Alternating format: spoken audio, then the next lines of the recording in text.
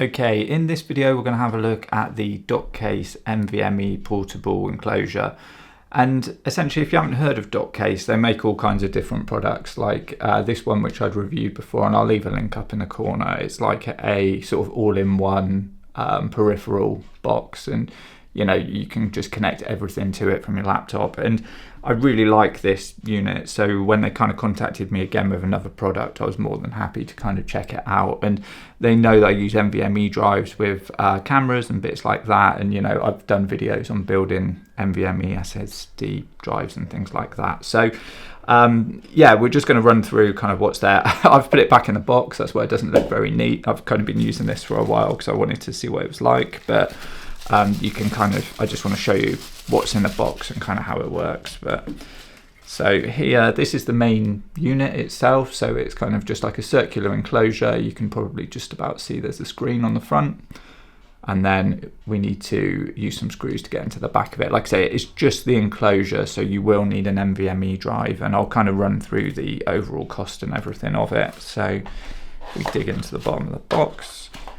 We've got a strap for it, which you need to take the back off for, and we'll quickly run through how you can kind of do all of that.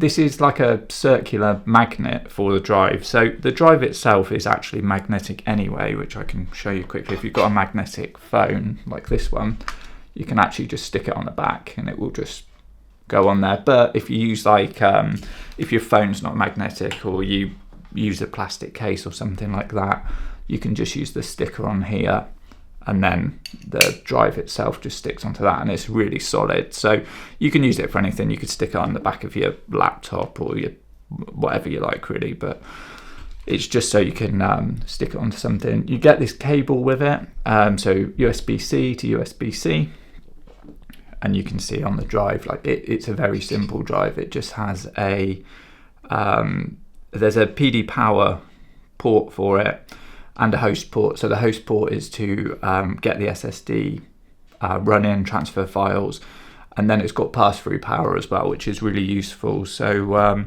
whilst you've got this plugged into, say, your MacBook Pro or something like that, you can actually plug the MacBook Pro charger into this, and then you don't lose the port. So that's a really nice kind of feature of it. You get a couple of screws and a screwdriver and bits like that, and you'll kind of see why we need that and how we can use that in a minute. And then we've got our instructions, so we'll just pop those over there. So the first thing, obviously, you just kind of peel the cover off of there, but we're using the screwdriver and stuff, so I'll just leave that on for the minute.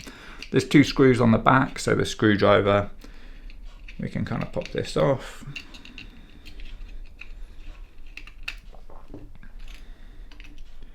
And then this whole back just lifts away. And then you can see inside, I've got my drive in there. So the drive that I'm using is a Western Digital drive. So the NVMe itself, it's not a massive NVMe. I bought a 512 gigabyte. This is compatible with up to 2 terabytes. But the drive I got was £37.50. The enclosure itself at the time of kind of doing the video is about £70, like £69.99. So in total, it's £107.50, around something like that for the setup I've got anyway. You could get a bigger drive, you could get a smaller drive, whatever you want. And you can kind of see inside, I've used a 2230 drive, but it also supports 2242 drive. So 2242 is a drive that kind of comes right to the end. And a 2230 is a slightly shorter drive, but you'll get this adapter kit in there. I've actually done a video on how you can use the adapter kit, so I'll link to that separately because you don't need to watch me do all of that. But yeah, so the drive just slides in easy enough. If you want to put this band on there, all you need to do is literally just put it over that bit there, and then when you screw the enclosure back on, you just need to make sure it goes on the right way. So this kind of bit that, sorry, you probably can't see that. This bit that just kind of sticks out the notch, it just goes above where the band is. So you can just kind of slot that into there and it drops in. And then we just put the screws back in.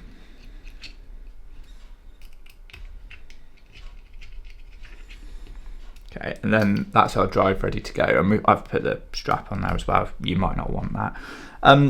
One thing this can obviously be used for, like I say, it can be used for a phone. Obviously, you don't want the strap on there if you're going to use it on your phone. But what I would recommend, if you are going to use it for a phone, it's quite useful. The cable that comes with it's okay for a laptop or PC or whatever. But I'd actually say with cable like this, it's quite useful for a phone. So you can pick these up. They're like a few pounds. I'll leave a link to one on there. But basically, if you plug this one into the drive, it's just like a little rubber cable, and then plug it into the bottom of your phone this way around. It's USB-C, so you could plug it whatever way you want, but you can see like it's just really neat. Like there's no kind of runoff from it. It's just a neat little thing. And then you can also, while we've got it plugged in, you can kind of see that we've got like a nice little screen on there, and it's got some quite useful things in there. You can see just at the top, this red thing, it says it's PLP charging. So essentially that's kind of like power loss prevention. So when you unplug it, if it's kind of in the middle of doing things, it will actually hold a little bit of charge, and rather than just corrupting a load of things. I mean, obviously if a file's halfway through copying, there's not a great deal you can do about that, but it can actually stop things from going wrong when you've got, if you just pull it out without ejecting the drive properly. So you can see there that the power loss protection is kind of charging up. Tells you what drive you've got in there. It tells you the life of the drive is good. So it's quite a nice little screen. It's quite useful. It's quite a neat little device. I've got nothing on there, so I'm not too worried about ejecting it. And then that's just to kind of show you that cable. And then really, I mean, it is just an SSD enclosure. So the next thing is the speed. So what we can do is just jump over to the computer, and with the speeds on this, I've found generally I can transfer about 1 gig in about 7 seconds, 2 gigs in about 14 seconds. So, it's just kind of all relative as it's going, and it seems to hold that speed, and it does quite well. It is a very quick enclosure. I found it really good. I've used it with my MacBook Pro. I've been using it a little bit with my phone because I do a little bit of filming out to SSD on my phone. So I found it to be a really useful thing. I've actually even used it sort of to go across to my tablet and a few other devices whilst I've been kind of working. It's become a good carry-around drive really for me to offload photos and videos onto, and then edit them while I'm out and about. And the fact that it's got the pass-through power as well is really useful, because then I'm not losing a port on my laptop. It's a neat little drive, and it's not super expensive for the actual quality of drive you're getting. It's good speed. You've got the readout on it. You've got pass-through power. I'll leave a link to it and to the cable and all the other bits. And if you've got any questions, feel free to just kind of drop them in the comments. But hopefully you found that kind of like a useful video. If you have, give the video a like. If you want to see more content like this, then please subscribe.